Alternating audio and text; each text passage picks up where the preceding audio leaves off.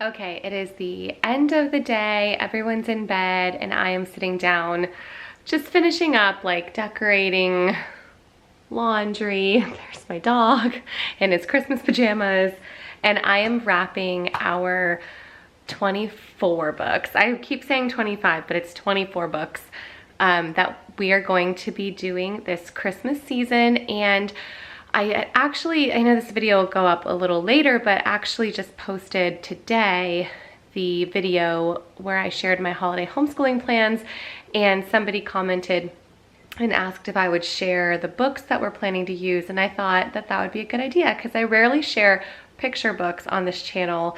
If anything, I talk about like what my older kids are reading, so I thought it'd be fun to share the 24 books that I've chosen for the kids. I'm just wrapping them in craft paper and letting them pull one each afternoon when we finish school and we sit down for our read aloud time. So some of these books will be a part of these 24 books every year that we do this tradition. They're books that we just love, and they're classic, and they're beautiful stories.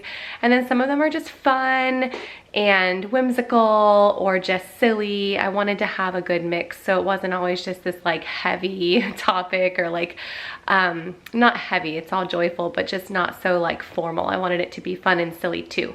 So I've got a mixture here of different picture books, and I wanted to show you in a very informal setting. Like I said, we're a whole mess over here getting ready for Christmas, but this is when I have a chance to sit down and do things, when everyone's asleep and I can turn on YouTube and just get things wrapped. So I'm gonna flip the camera around and show you the books that I've chosen this year. All right, so here's what we've got for this year. The first book is Patricia Polacco, An Orange for Frankie. This one is new to us this year, but I see it on every book list out there for Christmas time, and it looks beautiful, so I'm excited about this one. Then we have Christmas Day in the Morning, which honestly, if I wasn't doing these wrapped books this year, this is probably one that I would save for the week of Christmas.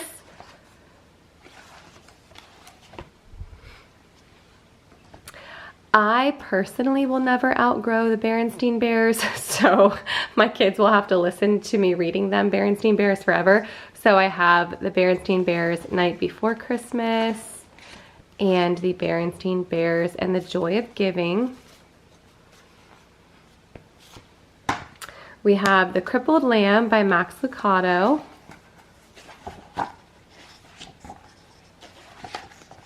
Next I have Tomie dePaola's Christmas Tree book. This is just like information all about the Christmas tree. Thought the kids would enjoy that. This is a new one for us this year. I have The Night of Las Posadas, also by Tomie dePaola.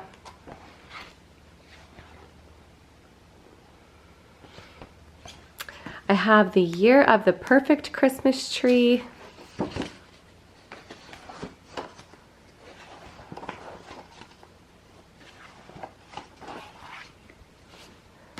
This is The Polar Express, which I've had this book forever, and I'm sure the kids have looked through it, but I've never actually read the book to them, so that'll be fun.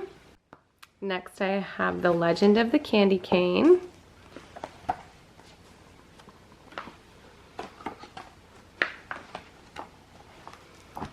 So I'm sure we'll be eating candy canes when we read that. I grabbed the I Spy Christmas. This is one of the books I gave Eli last year. So this one actually belongs to him, but it'll be fun to look through it together as a family the day that we pull this. The 12 Dinosaurs of Christmas is just a silly fun one that I grabbed from Paper Pie this year. It just looks cute and colorful, and thought it would be just a silly one to add in. We have The Gift of the Christmas Cookie, Sharing the True Meaning of Jesus' Birth. This one we've had. Huh. That's not actually ours. I was like, wait, who gave this to us? Because I bought it. Yeah, I bought this used. So, but it was gifted from the White family in Christmas 2008. that threw me off. I was like, wait, I thought I bought this. Yes. So there's that. Santa Post is another fun one, and it has lift the flaps in it.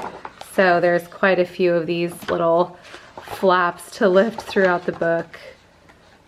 My kids have enjoyed this one for a few years now.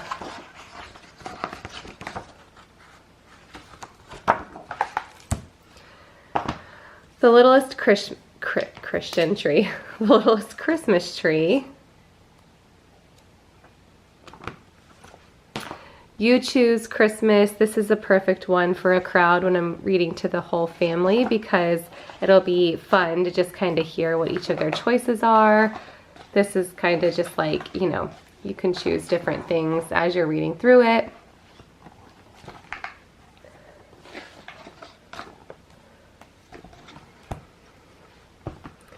Come and See. I believe this is, yeah, this is Scholastic, just a retelling of the Nativity story. Then the Usborne, Peek Inside the Nativity. So as you turn the pages, each page kind of starts to reveal the next page. We have the Nutcracker. This is another one that was, it's either Usborne or Kane Miller. It's Usborne. So just a picture book, retelling of the Nutcracker. This was a part of I believe it was a 4-pack of books that I grabbed, and a couple of them are in here this year. Santa Mouse, Where Are You? This was a thrift store find last year, and it's just cute. Then we have the 12 Days of Christmas. This is another one from Usborne from that same pack. And this just goes through the whole song of the 12 Days of Christmas, but it's got bright illustrations all the way through. Cranberry Christmas. I actually had a hard time pulling this one down. This stays on our shelf year round. It doesn't go away in our Christmas books, but we're not doing the mini unit from 5 in a Row this year, so I just figured it'd be good to add it into these picture books. But I was like, wait, we're gonna read this one. I don't wanna wait. What if it's like the 24th one? But we love Mr. Whiskers. And it'll be an exciting day, the day that we pull Cranberry Christmas down.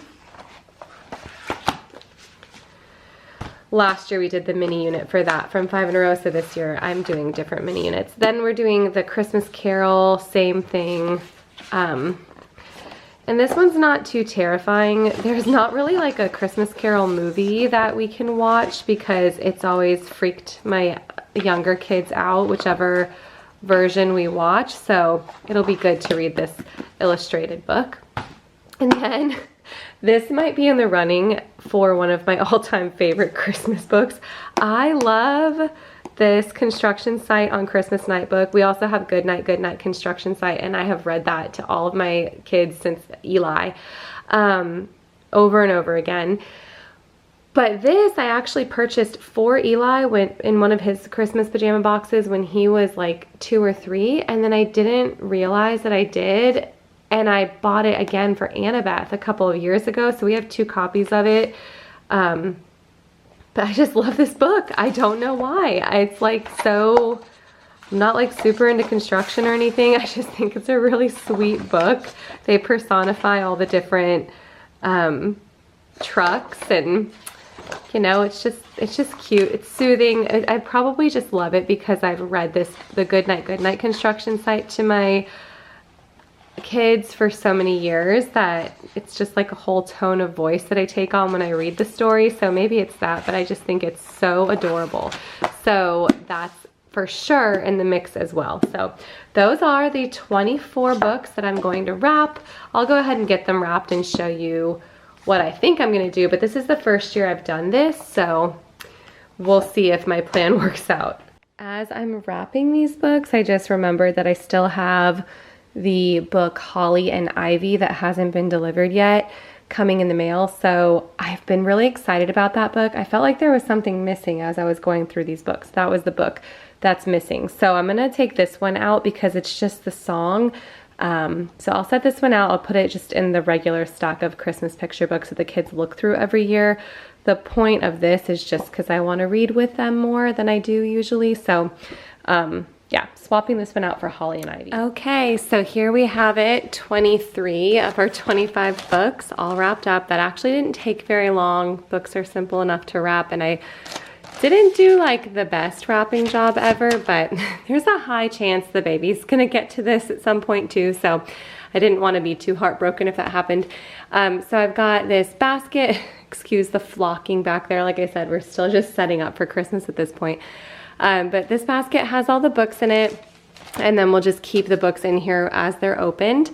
And then I did add a little picture book, a little baby book section in here with just some different like touchy-feely and reusable sticker books and music books for the baby and for Annie, so that she has some books here too, because she really doesn't have the attention span to sit through a whole picture book. But I thought when we sit down to do books, we might do some with her as well. So we've got the books there under the tree, and we are all set to do 24 unwrapped books this Christmas. I'm pretty excited.